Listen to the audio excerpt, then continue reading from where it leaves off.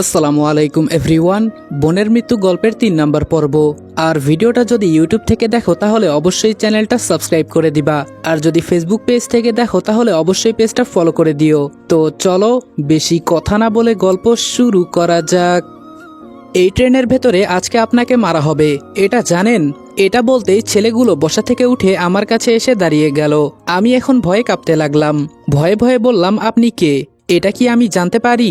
মেয়েটা বলল, এতদিন তোর আসার জন্য অপেক্ষা করেছি।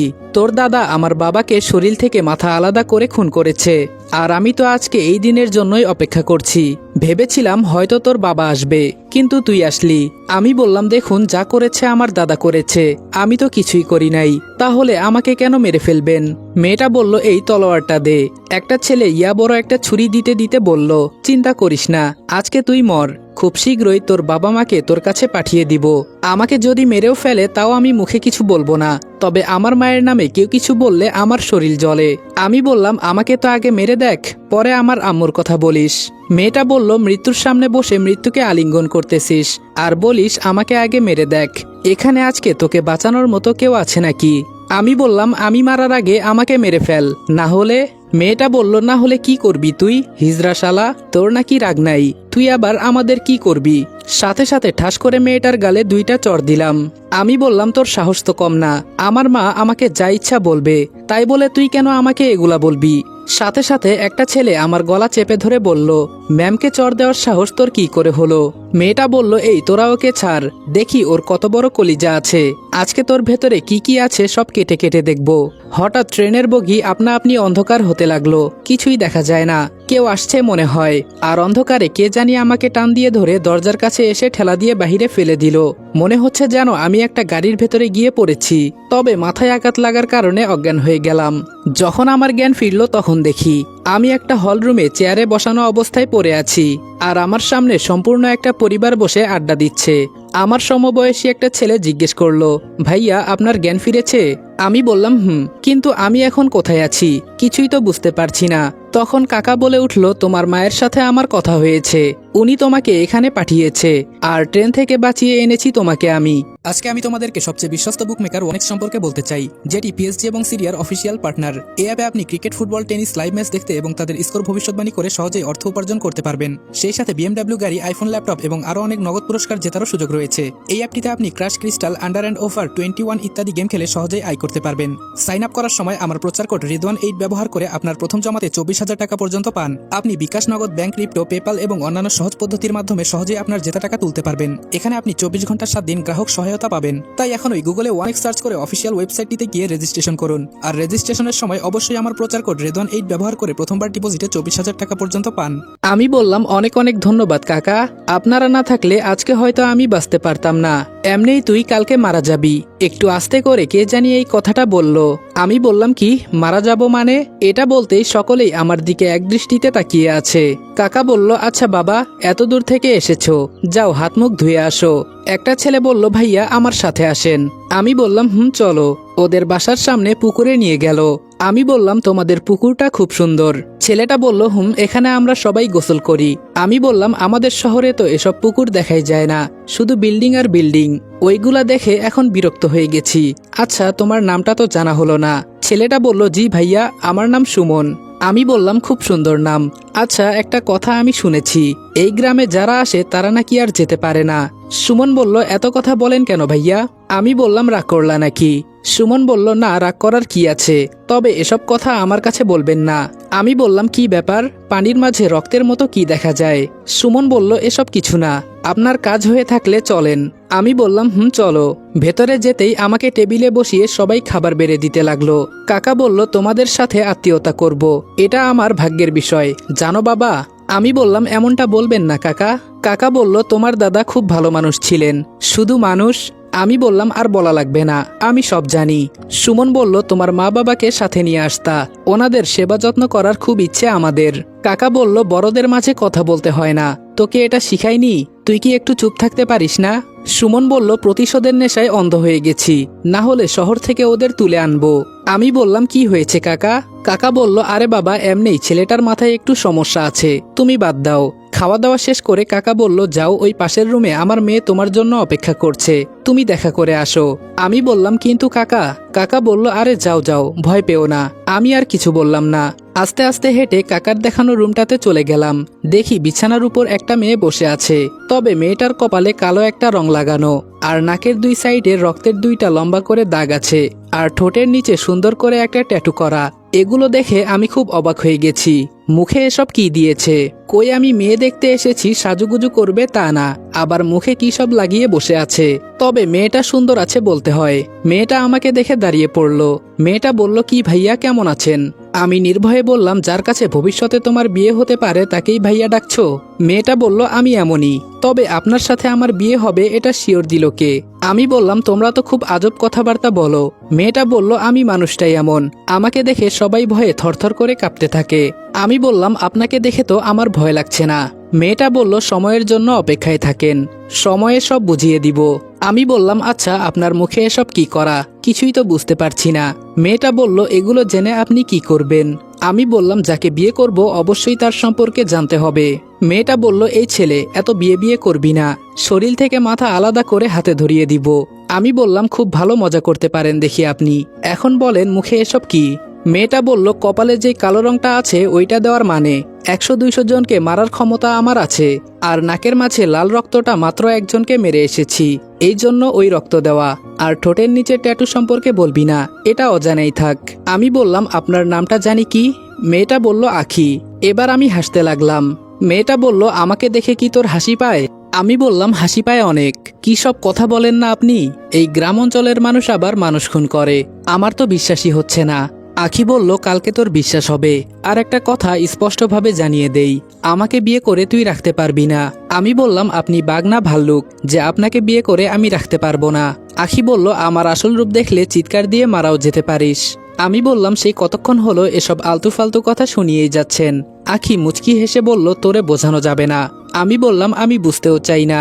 আখি বলল, এত দূর থেকে যেহেতু এসেছিস তোকে একটা অফার দেই, তুই চাইলে আমার সাথে শুতে পারিস, তাও বিয়ের কথা বলিস না। আমি বললাম, হঠাৎ করে নিজেকে এত সস্তা করে দিলেন, বুঝলাম না। আর আপনি কি আমাকে বিয়ে করবেন? আমি কি আপনাকে এখানে বিয়ে করতে এসেছি নাকি? আখি বলল, তাহলে তুই এখানে কি জন্য এসেছিস? আমি বললাম, আমি তো আম্মুর কথা শুনে এখানে এসেছি। এখানে গ্রামটা নাকি অনেক সুন্দর, তাই দেখতে এসেছি। আর আম্মু বলেছে আপনার কথা, কিন্তু আপনি সুন্দর হলে কি হবে? আপনাকে আমার পছন্দ হয় নাই। বাঙালি একটা কথা সবসময় বলে জানেন, উপর দিয়ে ফিটফাট ভেতরে সদরঘাট। আখি বলল, আমার সম্মান নিয়ে কেউ কোনোদিন কথা বলে নাই, আর আজকে তুই আমার সম্মানের উপর হাত দিয়েছিস। আমি বললাম, আমি এমন কিছু বলি নাই। একটা কথা কানার তো মনে মনেই জানা আছে, সে কি করেছে। আখি বলল, তোর লেকচার শোনার সময় আমার নেই। আমি বলি, শোন, আমি বিয়ে করতে চাই না, আর বিয়ে তো মানুষ করে বাসর রাতের জন্য, এজন্য তোকে এই কথা বলেছি। আমি বললাম, কখনো মনে হয় না যে সুখের স্বপ্ন দেখেছেন, না হলে এই কথা বলতেন না। শারীরিক সুখের জন্যই যদি মানুষ বিয়ে করত তাহলে পতিতা পল্লী কেন ছিল? সবাই তো ওখানেই যেতে পারত। বাদ দেন, এসবের আপনি কি বুঝবেন? আখি বলল, আমার বোঝার দরকার নেই। আমি বললাম, একটা কথা শুনেছি, এখানে নাকি যারা আসে তারা কেউ আর যেতে পারে না। আখি বলল, এটা সত্যি। আমি বললাম, তাহলে আমি কি আর যেতে পারবো না নাকি? আখি বলল, হয়তো পারবি না। যদি আমাকে বিয়ে করতি তাহলে ঘর জামাই হিসেবে তোরে রেখে দিত। আমি বললাম, আপনার মতো বউ আমার দরকার নেই। জানেন কত মেয়ে আমাকে প্রপোজ করেছে? আখি বলল, যা বাহিরে যা, তোরে আমার আর সহ্য হচ্ছে না। তবে কালকে যখন তোকে সবার সামনে বলি দেওয়া হবে তখন আমার হয়তো একটু মায়া লাগবে। আমি বললাম, হোয়াট? কি সব কথা বলছেন আপনি? আখি বলল, আজকে রাতটা পার করতে দে, আমি যে কে তুই চিনতে পারবি। আমি বললাম, ধুর, আপনার কথা আমার আর ভালো লাগছে না। আখির কাছে আর দাঁড়ালাম না, বাহিরে এসে পুকুরের পানিটার দিকে তাকিয়ে আছি। ভাবছি এখানে সাঁতার কাটবো একদিন। হঠাৎ একটা সাদা কাপড় পরা একটা মেয়েকে আমার দিকে আসতে দেখলাম। দেখে বোঝা যাচ্ছে বয়সটা খুব অল্প, কিন্তু এত কম বয়সে ও কি তাহলে বিধবা হয়ে গেল? দেখে তো এমনই লাগছে, তবে চেহারায় একটা মায়াবী ভাব আছে। মেয়েটা আমার কাছে এসে বলল, চলেন আমার সাথে। আমি বললাম, চিনি না জানি না আপনাকে, আর আপনি এসে বলছেন চলেন? ফাজলামো করেন আমার সাথে? সাথে সাথে মেয়েটা আখিকে ডাকতে লাগলো। আখি ভেতর থেকে এসে বলল, কি হয়েছে? মেয়েটা বলল, ভাইয়াকে শেষবারের মতো একটু গ্রামটা ঘুরিয়ে আনি। আখি বলল, যা নিয়ে যা, ও যদি যেতে চায়। আমি বললাম, না বাবা, আমার এত শখ নাই, আপনি যান, আমি যাব না। আখি বলল, আরে যা, শেষ কোনো ইচ্ছে থাকলে পূরণ কর, না হলে কালকের পর থেকে দিনের আলো আর দেখতে পারবি না। আমি বললাম, আরে আপু দেখেন তো, এই পাগলটা বলে আমি নাকি বিয়ে করব। সেই কখন থেকে আমার মাথা খেয়ে ফেলেছে, আমি আর ওকে সহ্য করতে পারছি না। আচ্ছা, ও কি সত্যি সত্যি পাগল টাগল হয়ে গেছে নাকি? কি সব উল্টাপাল্টা কথা বলে। মেয়েটা বলল, আপনার জায়গায় অন্য কেউ যদি থাকতো তাহলে এতক্ষণে মজা বুঝে যেত। আপনি মেহমান, এজন্য মাফ পেয়েছেন। আমি বললাম, আপনিও এসব কথা বলা শুরু করেছেন? আখি বলল, ওকে নিয়ে যা, না হলে ও নিজেই মনে হয় পাগল হয়ে যাবে, আর সাবধানে থাকবি। মেয়েটা বলল, ওকে আপু, এই চলেন। আমি বললাম, কোথায় যাব? মেয়েটা বলল, আরে আসেন তো, এত ভয় পান কেন? আমি বললাম, এখানে আসার পর থেকে আমার সাথে কি সব অদ্ভুত অদ্ভুত আচরণ হচ্ছে, কিছুই তো বুঝতে পারছি না। মেয়েটা বলল, খুব শীঘ্রই সবকিছু বুঝে যাবেন। তবে আপনাকে দেখে আমার মায়া লাগে, এত হ্যান্ডসাম একটা ছেলে, তাকে নাকি সবার সামনে মারা হবে। আমি বললাম, এই মেয়ে, মজা করিস আমার সাথে? মেয়েটা আমার কথা শুনে হাসতে লাগলো। একটু পর মেয়েটা আমাকে একটা পুরনো বাড়িতে নিয়ে গেল। আমি বললাম, আমাকে এখানে নিয়ে এলেন কেন? মেয়েটা বলল, দেখেন তো এই বাসাটা চিনতে পারেন কি না। আমি বললাম, কার বাসা, আমি কিভাবে চিনব? মেয়েটা বলল, এটা আপনাদের পুরাতন বাড়ি। আমি বললাম, কি? মেয়েটা বলল, এটা সত্যি, এটা আপনার দাদা নিজের হাতে তৈরি করে গেছে। আমি বললাম, আমাদের গ্রামে এত সুন্দর বাসা আছে, আর আমার পরিবারের কেউ এখানে আসে না। মেয়েটা বলল, আসবে কিভাবে, সবাই তো ভয়ে শহরে পালিয়ে আছে। এই করছেন কি? আমি বললাম, কেন, ভেতরে গিয়ে দেখব। বাসাটা বাহির থেকে এমনিই অনেক সুন্দর, ভেতরে না জানি কত সুন্দর। মেয়েটা বলল, এটার ভেতরে যেতে মানা, কেউই এই বাসার ভেতরে যেতে পারবে না, এটা আমাদের সবার মানতে হয়, না হলে কেউ যদি ঢুকেও যায় পরবর্তীতে তার বিচার করা হয়, এমনকি তাকে মেরেও ফেলা হয়। আমি বললাম, আমাদের বাড়িতে আমি যেতে পারবো না, এটা আবার কেমন কথা? মেয়েটা বলল, আমার মনে হয় কি জানেন, এই বাসার ভেতরে আপনার দাদা কিছু গুপ্তধন রেখে গেছে, সবাই এটার খোঁজ করছে, কিন্তু কেউ পায় নাই। আমি আর কিছু না বলে পেছনে ফিরলাম, এখন চলে যাব। মেয়েটা বলল, আরে কি হলো, চলে যাচ্ছেন কেন? আমি বললাম, তো কি করব, নিজের বাড়ির ভেতরে যেতে পারবো না, এটা কি হয়? মেয়েটা বলল, মন খারাপ করার কিছু নাই এখানে, এটাই আমাদের এখানের নিয়ম। মনে মনে বললাম, আমাদের বাড়ি আর আমি যেতে পারছি না।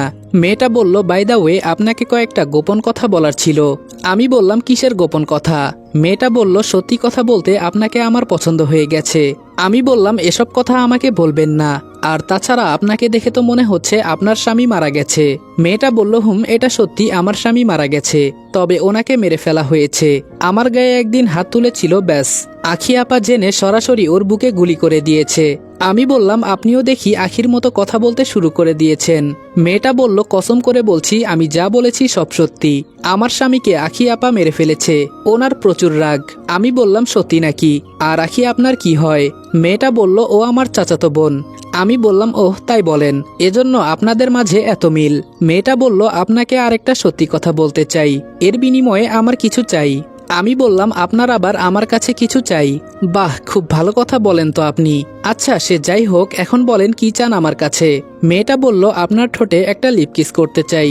আমি বললাম, বুঝেছি, স্বামী মারা গেছে তো এজন্য মাথা খারাপ হয়ে গেছে, অন্য কোথাও যান, এসব আমার দ্বারা হবে না। মেয়েটা বলল, আপনাকে কালকে মেরে ফেলা হবে। আমি বললাম, কি? মেয়েটা বলল, এজন্যই তো বলছি আমার শর্ত পূরণ করেন, তাহলে আমি আপনাকে সব বলবো। আমি বললাম, না না, এটা কখনো সম্ভব না, আমি এটা করতে পারবো না। আপনি এক কাজ করেন, আরেকটা বিয়ে করে নেন। মেয়েটা বলল, সেসব পরে, এখন আমি যা বলেছি তাই যদি হয় তাহলে আমি আপনাকে সব বলতে রাজি আছি। আমি বললাম, অন্য কিছু বলেন, তাহলে আমি চিন্তা করে দেখব। মেয়েটা বলল, রুম ডেট করেন আমার সাথে। আমি বললাম, সরি বোন, আপনার সাথে আমি কথা বলতে রাজি না, এই বলে হাঁটতে লাগলাম। মেয়েটা বলল, আচ্ছা কিছুই দিতে হবে না। আরে শোনেন। আমি বললাম, বলো। মেয়েটা বলল, ট্রেনে যেই মেয়েটা আপনাকে মারতে চেয়েছিল সেই মেয়ের বেস্ট ফ্রেন্ড আখি আপা। মেয়েটার কথা শুনে আমার শরীর এখন কাঁপতে লাগলো। মেয়েটা বলল, আর কালকে আমাদের গ্রামে একটা অনুষ্ঠান হবে, আর সেখানে সবার সামনে আপনাকে মারবে, আর এখানকার লিডার হলো রাসেল বস, ওনার কথা দ্বারাই পুরো গ্রামটা চলে, আর ওর বাবাকে আপনার দাদা খুন করেছে। আমি বললাম, না না, আর এই গ্রামে থাকা যাবে না, আমার আম্মু এখানে আমাকে মারতে পাঠিয়েছে, কি আর বলবো, বলার মতো কোনো ভাষাই খুঁজে পাচ্ছি না, আর এই গ্রামের মানুষ আজও যে খুন খারাপি করে দেখলে যেন বিশ্বাসই হয় না। মেয়েটা বলল, এখান থেকে আপনি আর চাইলেও বেঁচে ফিরতে পারবেন না, কারণ সবসময় আপনার পেছনে নজর রাখা হয়। আমি বললাম, কি? মেয়েটা বলল, বিশ্বাস না হলে পেছনে তাকিয়ে দেখেন। পেছনে তাকিয়ে দেখি সত্যি সত্যি দূরে একটা ছেলে দাঁড়িয়ে আছে। আমি তাকাতেই লুকিয়ে পড়ল। আমি আকাশের দিকে তাকিয়ে বললাম, আমার মা সত্যি কথা বলতো, ভালো মানুষের দাম নেই। এখন এটা হারে হারে বুঝতে পারছি। মেয়েটা বলল, তবে আপনি হয়তো কালকের পর থেকে এই পৃথিবীর মুখ দেখতে পারবেন না, কোনোভাবেই বাঁচতে পারবেন না, কারণ পুরো গ্রামটা আপনার পেছনে পড়ে আছে আর সবাই রাসেলকে এই গ্রামের দেবতা মনে করে, তাই ও যা বলে সবাই তাই করে। আমি মনে মনে চিন্তা করছি আমার মা হয়তো এই বিষয়টা জানতো না, ওরা যে সবাই এক নৌকার মাঝি। যদি আম্মু জানতো তাহলে আমাকে আর এখানে পাঠাতো না। আচ্ছা, আমি কি কিছু করতে পারি? হয়তো এসব হবে না আমার দ্বারা। মেয়েটা বলল, কি চিন্তা করেন? আমি বললাম, আমাকে ওরা যে ধোকা দিবে আমার মা সেটা জানতো না। আমি ভাবতেও পারছি না ওদের পরিবার এতটা খারাপ। সবার মুখ দেখে মনে হয় কতটা নিষ্পাপ। মেয়েটা বলল, এই বিপদ থেকে আমি আপনাকে বাঁচাতে পারি যদি আপনি আমার কথা শুনেন। আমি বললাম, যেখানে সবাই আমার পেছনে পড়ে আছে সেখানে আপনাকে আমি কিভাবে বিশ্বাস করব? মেয়েটা বলল, এই কথাগুলো আমি যদি না বলতাম তাহলে কি আপনি জানতে পারতেন? কালকে মরার পরে হয়তো জানতে পারতেন। আমি বললাম, জেনেই বা আমার কি আসে যায়, তবুও তো বাঁচার আশা নেই। মেয়েটা বলল, শেষ ভরসা আমাকে করতেই পারেন। আমি বললাম, বলেন দেখি আপনি কি বলতে চান? মেয়েটা বলল, আমার আপনাকে পছন্দ হয়েছে। যদি আপনি আমাকে বিয়ে করে ঘর জামাই থাকতে পারেন তাহলে আমি যেভাবেই হোক আপনাকে বাঁচিয়ে নিব। মেয়েটার মুখের দিকে তাকিয়ে একটা হাসি দিলাম।